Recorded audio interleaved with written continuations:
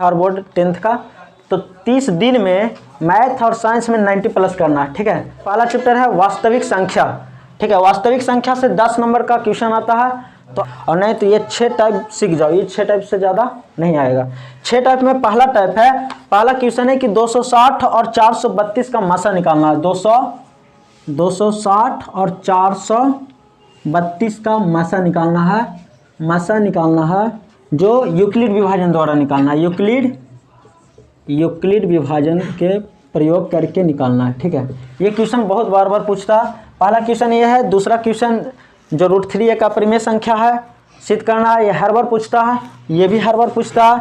तीसरा है 2 + √2, अगर √3 नहीं आया तो जोड़ घटाओ गुना भागा करके बता देता है, वो टाइप भी हम समझा देंगे। उसके बाद पॉइंट वाला रेकरिंग वाला जो P/Q के रूप में लिखना रहता है 2 नंबर में, ये वाला भी आता है। 2 संख्याओं का मासा इतना है, लासा इतना, एक संख्या इतना है तो दूसरी संख्या ज्ञात करना है, ये आएगा। और नहीं तो फिर गुणनखंड विधि से मासा और लासा निकालना आएगा। ये 6 टाइप से ज़्यादा इस चैप्टर से नहीं आया, आज तक नहीं आया और आगे भी नहीं आएगा। तो ये 6 क्वेश्चन सिर्फ अगर देख लिया तो भी वहाँ पे आ जाएगा। ठीक है, तो यही 6 को सीखना। तो आज पहला क्वेश्चन हम देखते हैं। पहला क्वेश्चन जो है, पहला क्वेश्चन है, इसका मासा निकालना है, वो भी यूक्लिड विभाजन प्रेमिका द्वारा निकाला।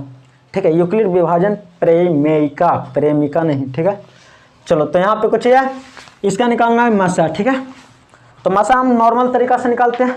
एक है गुणनखंड विधि और एक, आज दोनों इसी में देख लेते हैं। ठीक है, और दोनों देख लेते हैं इसी टाइप का और इसी में सीख जाना। एक होता है गुणनखंड विधि, गुणनखंड अभाज्य गुणनखंड विधि, गुणनखंड विधि द्वारा।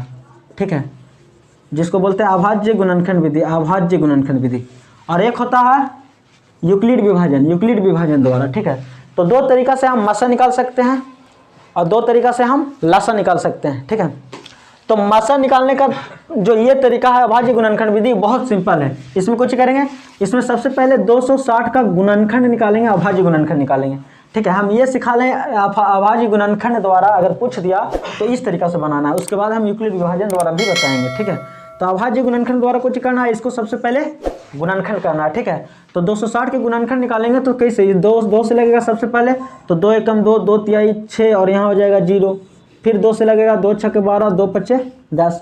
फिर 5 से लग जाएगा, 5 एकम 5, 5 तिया 15 हो गया। इसी तरीका से अगर हम निकालें 432 का गुणनखंड, 432 का गुणनखंड, तो ये भी 2 से लगेगा, 2 दूना 4, 2 एकम 2, 2 छक्का 12, 216 बार में कटेगा। फिर 2 से लगाएंगे, 2 एकम 2, 2 8 16, बीच में 0 हो जाएगा। फिर यहाँ लगेगा 2 से, 2 पच्चे 10, 2 चौको 8, 2 से फिर लग जाएगा, कितना हो जाएगा, 2 दूना 4, 2 सत्ते 14, फिर 3 नवा 27, 3 तिहाई 9। ठीक है, तो ये हो गया अभाज्य गुणनखंड। कभी कभी सिर्फ क्वेश्चन सिंपल, बहुत सिंपल क्वेश्चन पूछता, बोलेगा कि इतना इतना के गुणनखंड के रूप में लिखना, तो बस कुछ करना, ये बहुत सिंपल क्वेश्चन हो गया। ना तो मासा निकालना है ना तो लासा निकालना, सिर्फ कुछ करना है, इसके गुणनखंड के रूप में लिखना। तो बस ऐसे ही गुणनखंड के रूप में, अभाज्य गुणनखंड के रूप में लिख देना और दर्शा देना है। 260 बराबर जो हुआ वो कितना होगा, 2 गुना 2 गुना 5 गुना 13। और यहाँ से अगर हम 432 बराबर देखें तो ये कितना आ रहा, तो 2 गुना 2, 2 गुना 2 गुना 2 गुना 2 गुना 3 गुना 3 गुना 3। ये हो गया अभाज्य गुणनखंड के रूप में हम पूरा तोड़ दिए एकदम। 260 को भी तोड़ दिए और 432 को तोड़ दिए। तो अगर क्वेश्चन बोले कि सिर्फ अभाज्य गुणनखंड के रूप में लिखे, अभाज्य गुणनखंड के गुणनफल के रूप में लिखे, तो बस इतना लिख देना और कुछ नहीं करना। तो ये क्लियर हो गया। इस टाइप के जैसे भी जितना भी क्वेश्चन रहेगा बन जाएगा। और अगर बोल दे कि मासा निकालना है, मासा किस विधि द्वारा, तो अभाज्य गुणनखंड विधि द्वारा, तो पहले गुणनखंड निकालेंगे, गुणनखंड के रूप में लिखेंगे। और अगर हम मासा निकालेंगे, मासा मतलब महत्तम समापवर्तक, HCF, इसी को बोलते हैं HCF, हाईएस्ट कॉमन फैक्टर। तो अगर मासा निकालना है तो मासा का नियम है, एकदम ध्यान से देख लेना। मासा का नियम को चाहिए जो कॉमन हो, हाईएस्ट कॉमन फैक्टर जो कॉमन हो, दोनों में जो कॉमन हो उसको देखो। तो कॉमन कौन है, 2 कॉमन है, यहाँ से फिर 2 कॉमन है, उसके बाद और कोई भी कॉमन नहीं दिख रहा। 5 13 है, 2 2 3 3 3 है, तो और कोई कॉमन नहीं है। तो मासा सिर्फ और सिर्फ कॉमन वाला होता जो दोनों में कॉमन है। ठीक है, तो दोनों में से एगो मिल गया यहाँ और एगो मिल गया यहाँ, तो ये हो गया मासा। यानी मासा कितना आ गया, 2 दूना 4। कितना सिंपल है, 2 नंबर का क्वेश्चन है, बहुत इंपॉर्टेंट है। और बस इसका मासा 4 आ गया। अगर लासा की बात करें, लासा लघुत्तम समापवर्तक, तो LCM उसको भी निकाल देते हैं। अगर लासा भी निकालना हो तो लासा भी निकाल देना है, लासा LCM जिसको बोलते हैं। तो एलसीएम कुछ ही होगा, एलसीएम होगा कि जो कॉमन हो रहा है उसको तो लिखेंगे ही लिखेंगे, 2 गुना 2, ठीक है। उसके बाद जो कॉमन नहीं हो रहा है सबको लिख देना, 5 गुना 13 गुना 2 गुना 2 गुना 3 गुना 3 गुना 3 हो गया। अब सबको गुना कर देना है, गुना करने के बाद जो आया वो हो जाएगा एलसीएम, लासा। तो इतना अभी तक हम कुछ सीखे, हम लोग सीखे हैं कि ये दो को गुणनखंड के रूप में कैसे लिखेंगे। सबसे पहले गुणनखंड लिख देंगे, यहाँ पे अंक बदल देगा और कुछ नहीं करेगा, ठीक है। तरीका यही है, गुणनखंड तोड़ेंगे गुणनफल के रूप में लिख देंगे, सिर्फ इतना बोले तो, ठीक है। 2 नंबर कंप्लीट हो जाएगा। उसके बाद अगर एचसीएफ बोले तो गुणनखंड निकालेंगे, गुणनफल के रूप में लिखेंगे और जो कॉमन है उसको गुना कर देंगे, ये एचसीएफ हो जाएगा। अगर एलसीएम बोल दे तो ये दोनों को गुणनखंड के गुणनफल के रूप में लिखना है, जो कॉमन है उसको लिखना है, जो कॉमन नहीं है उसको भी लिख के गुना कर देना। तो हम लोग अभी सीखे हैं गुणनखंड के द्वारा एचसीएफ और एलसीएम निकालना।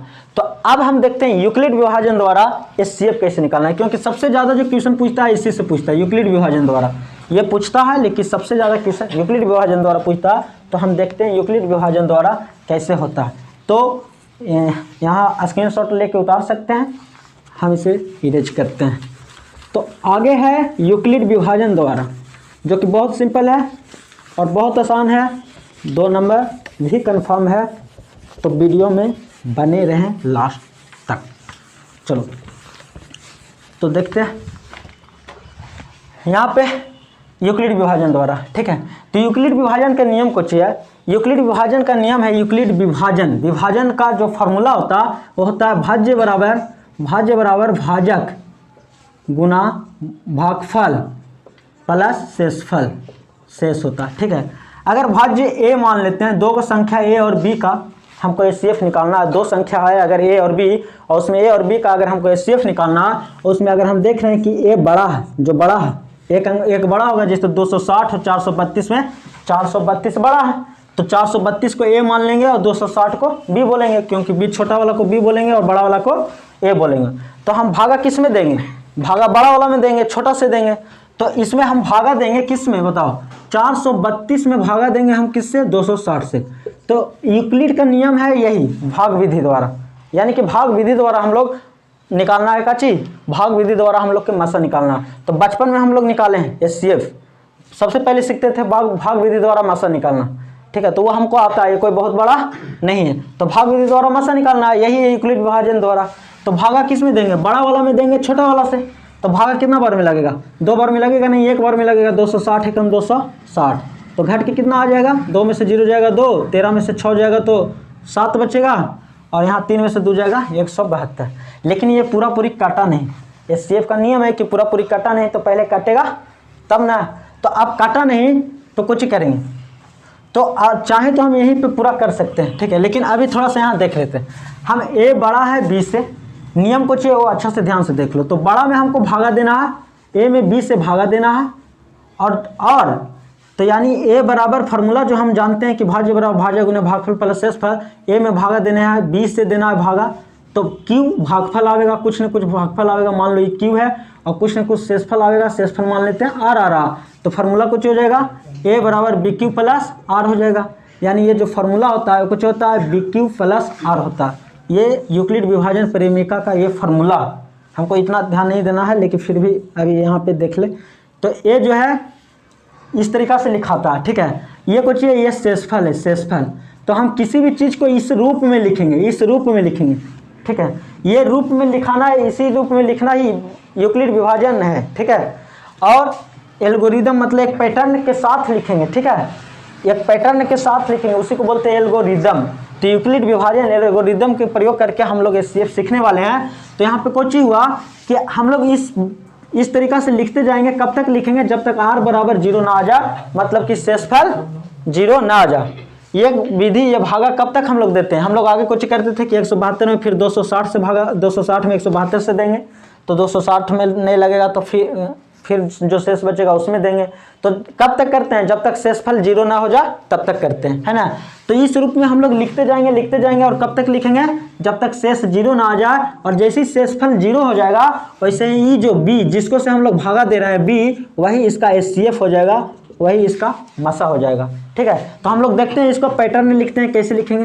तो ठीक है, तो देखते हैं यहाँ पे ना ए जो है 432 जो है वो बड़ा है 260 से, तो हम लोग 260 से भागा देंगे 432 में, तो लिखेंगे यूक्लिड विभाजन द्वारा, यूक्लिड विभाजन प्रमेयिका द्वारा। ठीक है, तो यूक्लिड विभाजन प्रमेयिका का नियम कुछ है कि छोटा से भागा देना है बड़ा में दिए, तो अब जब भागा दिया है तो भागा ऐसे नहीं लिखा था, ये भाज्य हो गया, भाजक गुने भागफल प्लस शेषफल।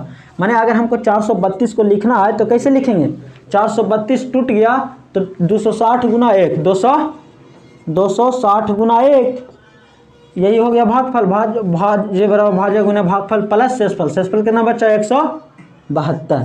ठीक है, तो यहाँ शेषफल बच रहा है 172, अभी शेषफल 0 नहीं आया। ठीक है, हम ये काम कब तक करेंगे, जब तक शेषफल 0 आ न जाए। तो यहाँ शेषफल कितना हो गया, यहाँ लिखेंगे, यहाँ शेष जो है, शेष वो 0 नहीं है, 0 काट देंगे, शेष 0 नहीं है। तो पुनः हम लगाएंगे, नहीं पुनः यूक्लिड विभाजन लगाएंगे, यूक्लिड विभाजन द्वारा कुछ होगा, पुनः यूक्लिड विभाजन लगाएंगे तो फिर हम कुछ लगाएंगे, बताओ 260 बचा, अब 260 में भागा देना है फिर इससे 172 से, क्योंकि 172 से फिर लगाएंगे ना, 172 से लगाएंगे, कटा नहीं कितना में 260 में, तो 172 से फिर 260 में भागा देंगे तो आप कितना बार में लगेगा, फिर एक बार में लगेगा 172, तो घट के कितना हो जाएगा, 10 में से 2 जाएगा 8, 5 15 में से 7 जाएगा 8 7 15 8, अभी भी शेषफल 0 नहीं आया। लेकिन हम आपकी लिखेंगे 260 बराबर कुछ ही लिखेंगे 172 गुना 1 प्लस 88, नहीं तो यहाँ पे शेषफल जो R है, पुनः यहाँ जो शेष है, शेष वो फिर 0 नहीं आया, हमको कहाँ तक पहुँचना है, जब तक के शेषफल 0 हो ना जा। तो यहाँ शेषफल फिर से 0 नहीं आया, तो हम लोग फिर से करेंगे, पुनः लगाएंगे कुछ ही यूक्लिड विभाजन प्रमेयिका द्वारा, पुनः लगाएंगे यूक्लिड विभाजन द्वारा, तो कुछ हो जाएगा, यूक्लिड विभाजन द्वारा पुनः लगाएंगे तो फिर हम किस में चलेंगे, 172 में भागा देंगे 88 से, 172 में भागा देंगे 88 से, तो 88 से भागा देंगे 172 में, तो कितने बार में लगेगा, 2 बार में तो लगना नहीं चाहिए, नहीं लगेगा, एक ही बार में लगेगा ना, 8 एकम 8, 8 एकम 8, घट के 12 में से 8 जाएगा 4, और यहाँ पे बचेगा 16 यानी 84, फिर नहीं शेषफल बच रहा, 0 आ रहा नहीं। तो कब तक करेंगे, हमें करते जाएंगे जब तक कि 0 ना आ जाए तब तक करेंगे। ठीक है, 172 को लिखेंगे कितना, 88 गुना 1 प्लस 84। ठीक है, और एक चीज नियम और एक याद रखना कि शेष जो होता है, शेष वो 0 से तो बड़ा और बराबर हो सकता है, लेकिन हमेशा 20 से छोटा होगा, हमेशा इसको से छोटा ही होगा, कभी ऐसा नहीं कि बड़ा आ जाए। जैसे कि यहाँ पे देखो 172 260 से छोटा, 88 172 से छोटा, 84 88 से छोटा है तब सही है, और नहीं तो फिर गलत हो जाएगा। तो R हमेशा 20 से छोटा ही होना चाहिए। ठीक है, तो यहाँ फिर भी आया, फिर शेषफल 0 नहीं आया, फिर शेषफल 0 नहीं आया तो कुछ करेंगे, फिर 84 से 88 में भागा देंगे, 84 से 88 में भागा देंगे तो 84 एकम 84, और यहाँ बचेगा 4, फिर 0 नहीं आया, फिर शेषफल 0 आ गया। तो पुनः यूक्लिड लगाएंगे, पुनः यूक्लिड विभाजन से लगाएंगे, वही लिखेंगे पुनः यूक्लिड विभाजन द्वारा, और फिर लिखेंगे आपकी कितना, 88 बराबर 84 गुना 1 प्लस 4। यहाँ भी शेषफल 0, यहाँ भी शेष 0 नहीं आया, यहाँ भी शेष 0 नहीं आया, तो कुछ करेंगे, फिर काम वही करेंगे, पुनः यूक्लिड विभाजन लगाएंगे, पुनः यूक्लिड विभाजन द्वारा काम करेंगे, और आपकी फिर किस में लगाना है, आपकी 84 में, यहाँ पे कर देते हैं, 84 में भागा देना है 4 से। अब कितना बार में कटेगा, 4 दूनी 8, 21 चौ 84, नहीं 21 चौ 84 कट गया पूरा 21 बार में, तो 21 बार में कट गया। यहाँ पे अब शेष 0 आ गया, यहाँ जाके शेष आया 0। इतना करे के बाद तो हमको करना है, तो 84 को हम कुछ ही लिखेंगे, बोलो 84 को लिखेंगे 4 गुना 21 प्लस 0, अब भी शेषफल 0 आया। इतना काम करने के बाद तो देखो कितना करना पड़ा, नहीं लेकिन करना पड़ेगा, यही एल्गोरिदम, ये जैसे जैसे चलना है पैटर्न के साथ हम इतना काम करेंगे, क्योंकि यूक्लिड विभाजन के द्वारा ही बनाना, नहीं तो गुणनखंड के द्वारा तो आसान था, गुणनखंड निकालना, जो मिला 4 आया था उससे भी 4 आया इससे भी। तो अब सुनो, जो ये b है भाजक है वही होता है CF, अतः मासा कुछ ही हो जाएगा, मासा जो हो जाएगा तो 4 हो जाएगा। आंसर आ गया। तो हमको इतना 4 लाने के लिए हमको इतना काम करना पड़ेगा, कोई ज़्यादा नहीं है। इसको थोड़ा अच्छा से देख ले तो बहुत आसान है, बस भागा देते जाना है और इसको लिखते जाना है, लिखते जाना है। कहाँ तक करना है, बस दोहराते जाना है जब तक के शेष ना आ जाए तब तक के। तो यूक्लिड विभाजन द्वारा ये जो